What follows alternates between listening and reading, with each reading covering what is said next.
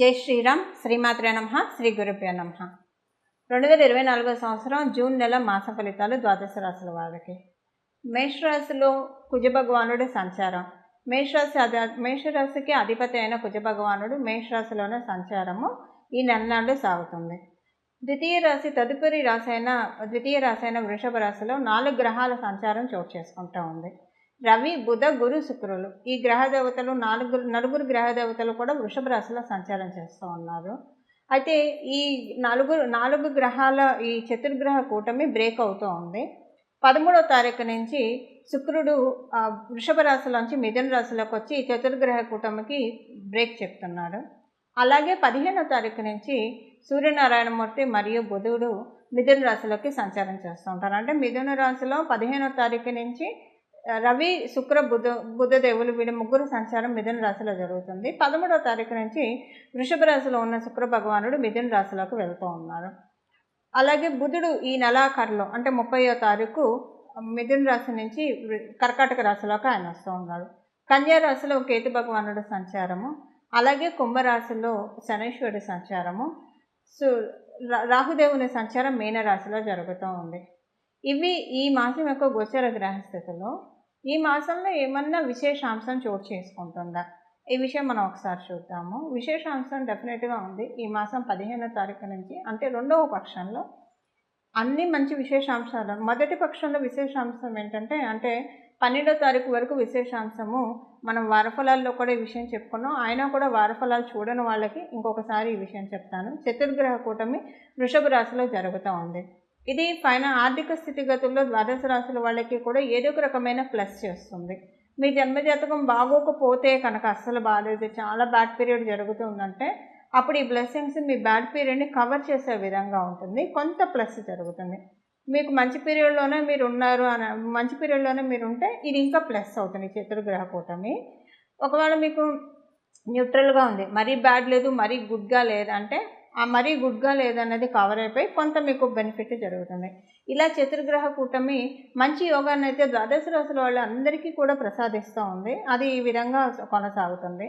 ఇంకొక విశేష అంశం ఏంటంటే ఈ మాసం ద్వితీయ పక్షంలో అంటే 15వ తారీఖు నుంచి స్వస్థలానికి బుధ భగవానుడు వస్తున్నాడు. అంటే మిథున రాశిలోకి ఆయన సంచారం ఈ నెలాఖరు వరకు కూడా ఆయన సంచారం ఉంది. మిథున రాశిలో ఆయన సంచారం మిథున రాష్ట్రాధిపతి అయిన బుధ భగవానుడు సంచారము ద్వాదశ రాశుల వాళ్ళకి కూడా కమ్యూనికేషన్ రిలేటెడ్ విషయాల్లో చాలా బాగా ఉంటుంది. అంటే గొడవలు, కొట్లాటలు ఇలాంటివన్నీ తగ్గిపోతాయి. ఎవరితోటైనా మానసికంగా కావచ్చు లేదా బాహ్యంగా కావచ్చు ఏదన్నా క్లాషెస్ ఇలాంటివి ఉంటే కనుక అవన్నీ కూడా కమ్ డౌన్ అయిపోతాయి, అవన్నీ సప్రెస్ అవుతాయి. చాలా మంచి ఇదే ఉంటుంది. కమ్యూనికేషన్ విషయం పరంగా చాలా బాగా ఉంటుంది. ఒక రకంగా చూడాలంటే ఒక మంచి టైంలో ఉన్నామేమో మనం అని అనిపిస్తూ ఉంది. ఎవరికి ఫోన్ చేసినా ఎవరితో మాట్లాడినా కూడా చాలా పాజిటివ్ ఫీడ్బ్యాక్స్ వింటాము. అందరూ మనతోటి పాజిటివ్గా మాట్లాడడం, అలాగే మనం కూడా అందరితోటి పాజిటివ్గా మాట్లాడడము, ఇలాంటివన్నీ కూడా ఈ వారం ఈ మాసం ద్వితీయ పక్షం నుంచి చోటు చేసుకుంటూ ఉన్నాయి. స్టార్టింగ్ నుంచి ఉన్నా కూడా ద్వితీయ పక్షం నుంచి అంటే 15వ తారీఖు నుంచి ఇది ఇంకా ఎక్కువ అవుతుంది అనమాట. అంటే చాలా బాగా అనిపిస్తుంది. ప్రత్యేకించి ట్రేడర్స్కి, వ్యాపారం చేసే వాళ్ళకి, ట్రేడర్స్ అంటే వ్యాపారం చేసే వాళ్ళందరికీ కూడా ఈ మాసం చాలా బ్లెస్సింగ్ అని చెప్పాలి. అలాగనే ఉద్యోగం చేసే వాళ్ళకి బ్లెస్సింగ్ కాదని కాదు.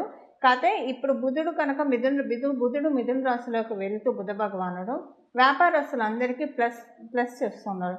ఎవరైనా హాబీ రిలేటెడ్ ఫీల్డ్స్లో ఉంటే వాళ్ళకి కూడా బాగా ఉంటుంది. ఇప్పుడు కొంతమందికి పాట పాడటం ఒక హాబీగా ఉంటుంది, అదే వాళ్ళ ప్రొఫెషన్గా తీసుకుంటారు.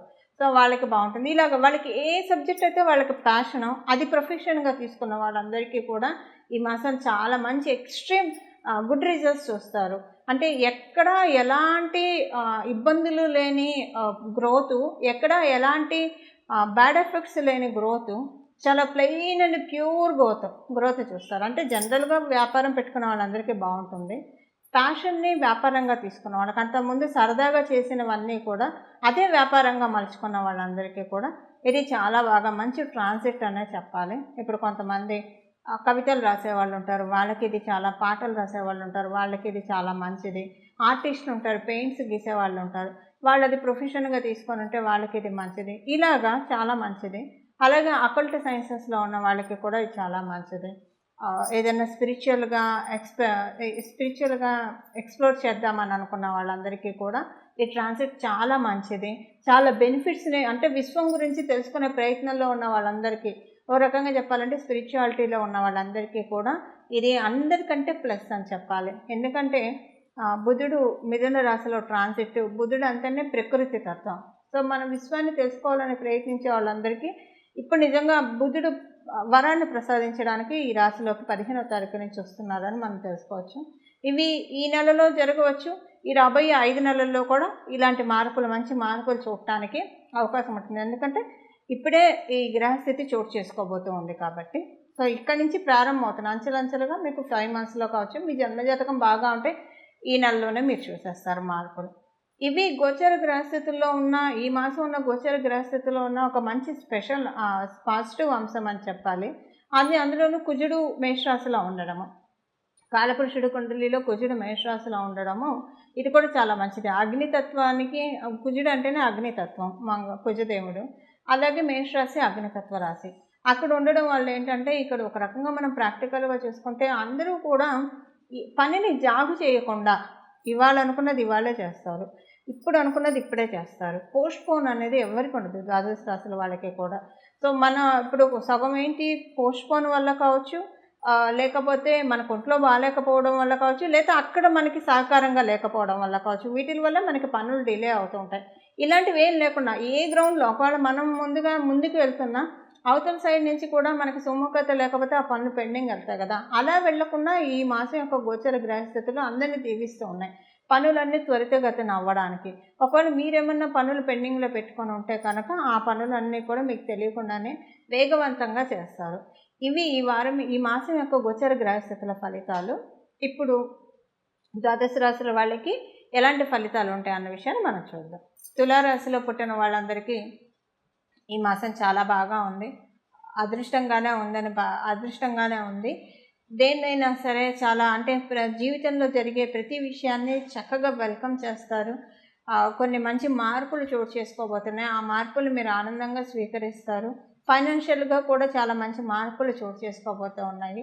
ఇక్కడ మీరు ఒకవేళ మీ జన్మజాతకం సహకారంగా లేకపోతే మీరు ఫైనాన్షియల్గా స్ట్రెస్లో ఉంటే ఆ స్ట్రెస్ నుంచి బయటపడతారు. అది కూడా మంచి అనుకూలతే కదా. ఆల్రెడీ మీ జన్మజాతకం బాగా ఉంటే కనుక ఫైనాన్షియల్గా కొన్ని బెనిఫిట్స్ ఇప్పుడు మీరు తీసుకుంటారు, ఈ మాసం నుంచి తీసుకుంటారు. ప్రత్యేకించి ఈ మాసం ద్వితీయార్థంలో, అంటే 15వ తారీఖు నుంచి అనుకూలమైన పరిస్థితులు అన్నీ కూడా మీకు చోటు చేసుకుంటాయి. ఈ అనుకూలతలు ఏ విషయంలో ఉంటాయి? మీ ప్రోగ్రెషన్ విషయంలో, అంటే మీ స్వయం శక్తితో మీరు పైకి రావడానికి, అంటే మీరు చేసే ఎఫర్ట్స్, మీరు చేసే కష్టం ఏదైతే ఉందో దానికి చక్కటి ఫలితాలు, రిజల్ట్స్ రావడానికి, అలాగే మీకు ఆరోగ్య సమస్యలు ఏమైనా ఉంటే వాటి నుంచి అధిగమించడానికి, ఈ రెండు విషయాల్లో, అంటే మీకు వృత్తిపరంగా, శారీరక పరంగా, మానసిక పరంగా మీకు అంతా అనుకూలంగా ఉండడానికి ఈ మాసం ద్వితీయార్థం నుంచి చాలా అనుకూలంగా ఉంది. గోచరంలో గ్రహదేవతలు, ప్రత్యేకించి శ్రీలక్ష్మి అమ్మవారి ఆశీస్సులు అందజేస్తూ ఉంది. కమ్యూనికేటివ్ రిలేటెడ్ ఫీల్డ్స్లో ఉన్న వాళ్ళకి చాలా బాగా ఉంది. టీచింగ్ ప్రొఫెషన్స్లో ఉన్నవాళ్ళు, ఫ్యాకల్టీలుగా పనిచేసేవాళ్ళు, యూనివర్సిటీల్లో పనిచేసేవాళ్ళు, వీళ్ళందరికీ కూడా మీరు కనుక తులారాశిలో పుట్టి ఉంటే కనుక చాలా బాగా ఉంది.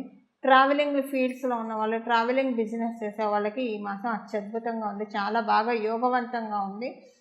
ఈ యోగం ఎలా ఉందంటే మీకు కొత్త ఎనర్జీస్ని యాక్టివేట్ చేస్తుంది. ఈ మాసంలో ఉన్న యోగం చాలా మంచి ఎనర్జీస్ని మీకు యాక్టివేట్ చేస్తుంది. ఎందుకంటే అమ్మవారి ఆశీస్సులు మీరు చేసే ప్రయాణం మీద ఉంది. ఎందుకంటే మీకు థర్డ్ హౌస్ ధనుస్సు రాశి, ద్వితీయార్థంలో శుక్రుడు అక్కడికి వస్తూ థర్డ్ హౌస్ మీద సప్తమ దృష్టి చూడడం వల్ల మీకు లక్ష్మి, అంటే అమ్మవారి ఆశీస్సులు మీరు చేసే బిజినెస్ మీద చాలా బాగా పడుతుంది. అంటే మీరు చేసే ఒక మాటలో మీకు అర్థమయ్యేది చెప్పాలంటే మీరు చేసే వ్యాపారానికి జీవం పడుతుంది.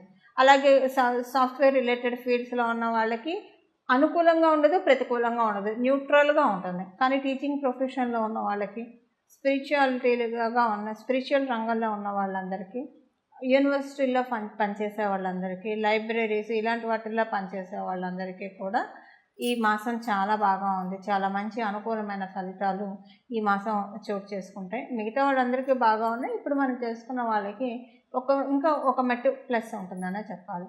ఇవి ఈ మాసం యొక్క గోచర గ్రహస్థితుల ఫలితాలు తులారాశిలో పుట్టిన వాళ్ళందరికీ. పరిహారము, ఈ మాసంలో చేసుకోవాల్సిన పరిహారము. ఈ మాసంలో విష్ణుమూర్తి ఆరాధన చాలా బాగా చేస్తే చాలా మంచి సత్ఫలితాలు ఉంటాయి.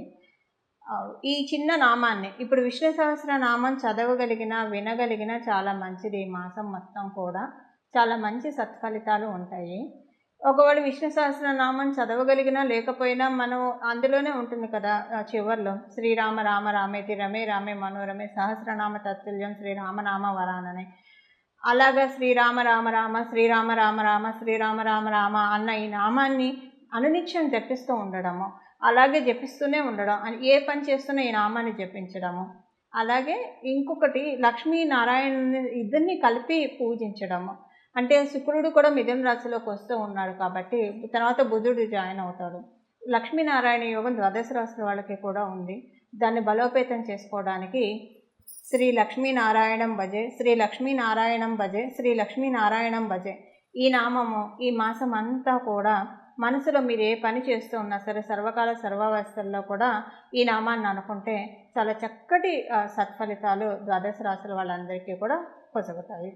ఇవి ఈ మాసం యొక్క ఫలితాలు మరియు మీరంతా చేసుకోవాల్సిన రెమెడీ పరిహారాలు. మంగళం. నమో భగవతే వాసుదేవాయ.